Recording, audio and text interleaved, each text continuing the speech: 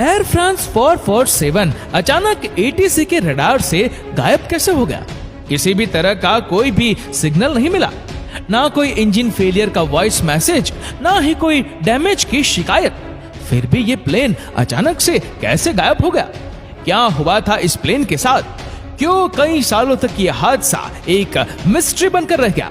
और 3 साल बाद हुआ एक चमत्कार जिसने सारी मिस्ट्रीज का पर्दाफाश करके रख दिया। आज की इस वीडियो में हम फ्लाइट 447 की मिस्टीरियस घटना और उसके पीछे के रहस्य को उजागर करने वाले हैं।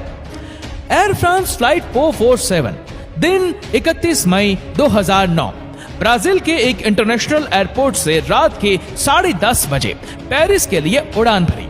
इस प्लेन के अंदर कुल 228 लोग सवार थे। ब्राजील से पेरिस जाने में लगभग 10 से 12 घंटे का वक्त लग जाता है और एयर फ्रांस 447 लगभग 3 घंटों का सफर कर चुका था। एटीसी लगातार संपर्क में था। ये प्लेन अब समुद्र के बीचों बीच पहुंचने वाला था। तभी एटीसी का कंट्रोल प्लेन से टूट गया। समुद्र के बीचों बीच प्लेन से संपर्क टूटना नॉर्मल था, क्योंकि आमतौर पर ऐसी जगहों में प्लेन एटीसी की रेंज से बाहर चले जाते हैं।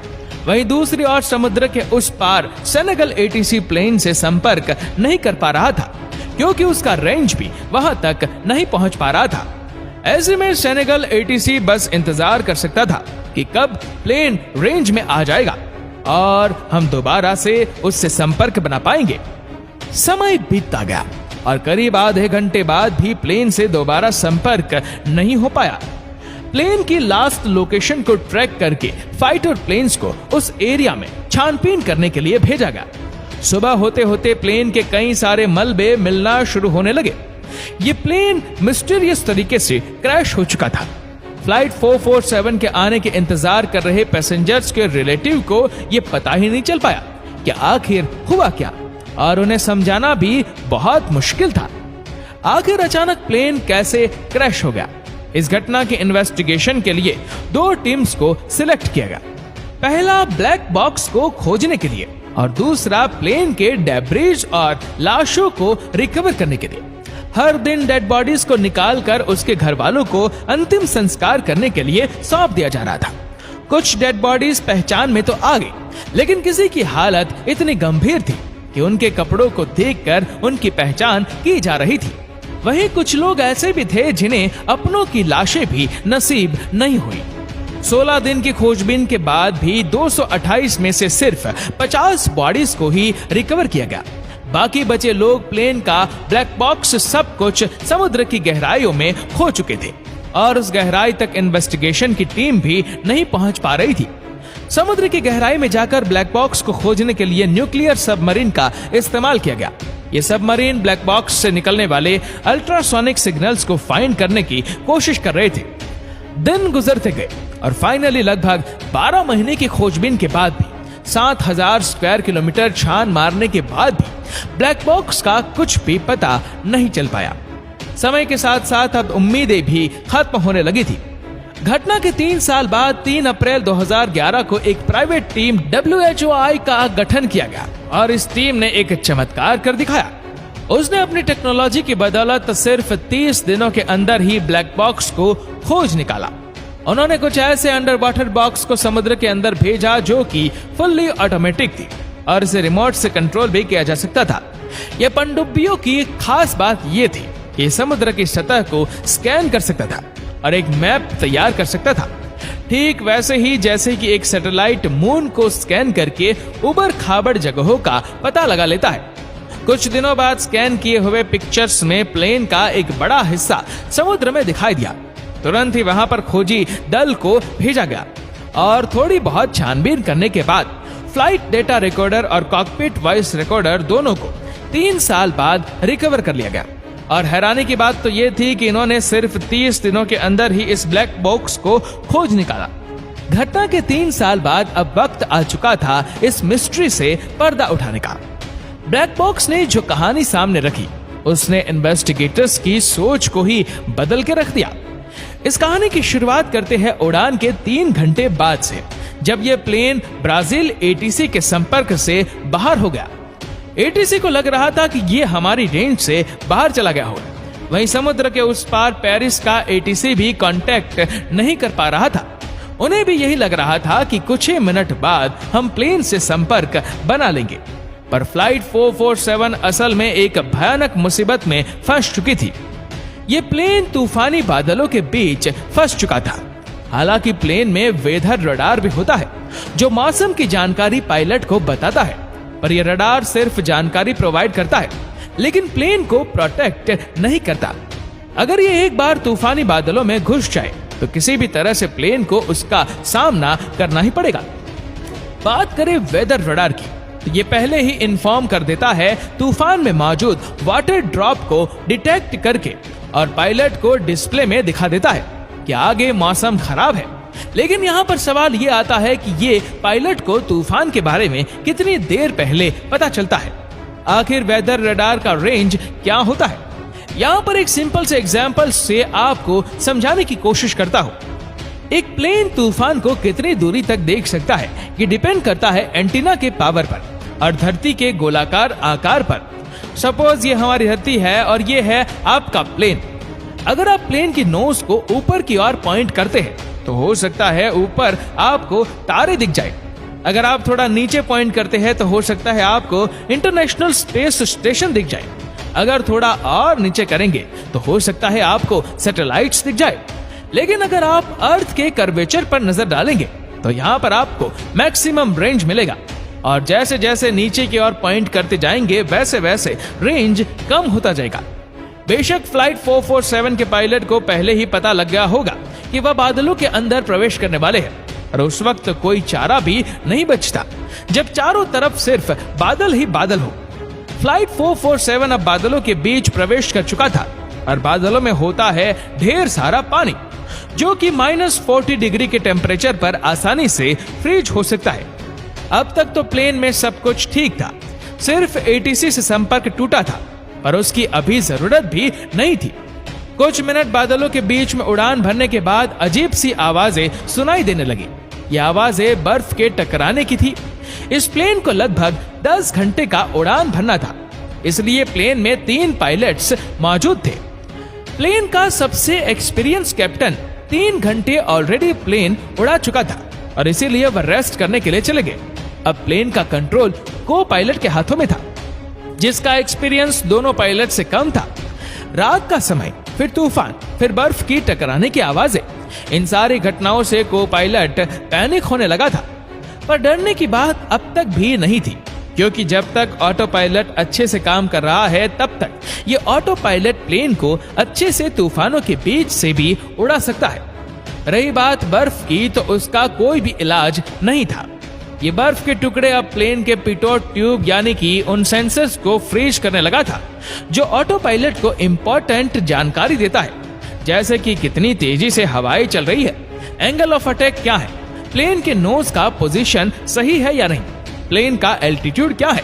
ये सारे के सारे सेंसर्स फ्रीज होने लगे थे जिसकी वजह से प्लेन में भले ही 2 या 3 ऑटो पायलट हो पर इन्हें भी जानकारी सेंसर से ही मिलती है।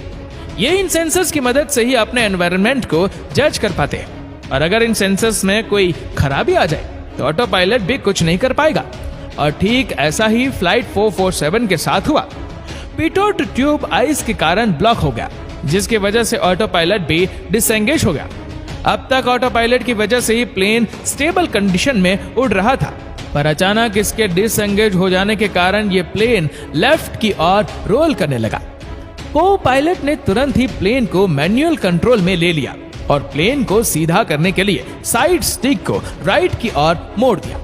अब ये प्लेन कभी लेफ्ट की ओर रोल हो रहा था तो कभी राइट की ओर और को पायलट प्लेन के रोलिंग को स्टेबल करने में लगा हुआ था। करीब 3-4 मिनट तक ऐसा ही चलता रहा। इसके बाद को पायलट ने एक बहुत बड़ी गलती कर दी। उन्होंने साइड स्टिक को पीछे की ओर खींच दिया जिसके कारण प्लेन का नोज ऊपर होने लगा और प्लेन का अल्टीट्यूड लगातार तेजी से बढ़ने लगा। जब भी प्लेन का अल्टीट्यूड बढ़ने लगता है तब ऑलमोस्ट 2000 से 3000 पर मिनट की स्पीड से प्लेन को ऊपर ले जाना होता है। लेकिन फ्लाइट 447 7000 फीट पर मिनट की स्पीड से ऊपर जा रहा था, वह भी तूफानी बादलों से होते हुए। प्लेन का एंगल ऑफ अटैक बढ़कर 30 डिग्री हो चुका था और ये खतरे की पहली घंटी थी। एंगल ऑफ अटैक बढ़ने से यानी कि प्लेन के नोज के ऊपर होने की वजह से विंग्स में लिफ्ट मिलना बंद हो गया और तेज हवाओं के टकराने से प्लेन में ड्रैग भी बढ़ने लगा, जो प्लेन की स्पीड को स्लो करने की कोशिश करने लगा। को पायलट पहले से ही कंफ्यूज था और काली अंधेरी तूफानी रात में प्लेन का अल्टीट्यूड, प्लेन का स्पीड, प्लेन का ऑटो पायलट, बर्फ के टकराने की आवाजें, इन घटनाओं के कारण को पायलट पहले से ही डरा हुआ था। और फिर से एक मुसीबत सामने आ गई और ये था स्टॉल अलार्म। दोस्तों, जब प्लेन का नोज अधिक ऊपर चला जाता है तो हवाएं तेजी से प्लेन में टकराने लगती है और प्लेन को लिफ्ट मिलना बंद हो जाता है। इस कंडीशन को कहा जाता है पॉजिटिव स्टॉल। ठीक इसके विपरीत, अगर प्लेन का नोज जरूरत से अधिक नीचे चला जाता है तो इस कंडीशन को कहा जाता है नेगेटिव स्टॉल। फ्लाइट 447 अब स्टॉल कंडीशन में जा चुका था। प्लेन अब को पायलट के कंट्रोल से बाहर हो रहा था। अब दूसरे पायलट ने प्लेन को अपने कंट्रोल में ले लिया और यहाँ पर उन्होंने एक सही डिसीजन लिया। पायलट प्लेन के नोज को डाउन करने के लिए अपने साइड स्टिक को डाउन कर रहा था, लेकिन को पायलट अभी प्लेन के साइड स्टिक को पीछे की ओर खींच रहा था, जबकि दूसरा पायलट साइड स्टिक को आगे की ओर मूव कर रहा था। दोनों ही पायलट्स अपोजिट डायरेक्शन में फोर्स लगा रहे थे। अब प्लेन का कंप्यूटर भी कंफ्यूज हो गया कि सुने तो आखिर किसकी बात सुने, पायलट या फिर को पायलट। यहाँ पर अलग अलग कमांड होने की वजह से पायलट के द्वारा लिए जा रहे सही डिसीजन को कंप्यूटर कैंसिल कर दे रहा था। पायलट अब प्लेन के नोज को डाउन भी नहीं कर पा रहे थे, जिसकी वजह से लगातार प्लेन की स्पीड में कमी होने लगी और को पायलट तो अभी साइड स्टिक को पीछे की ओर खींच रहा था।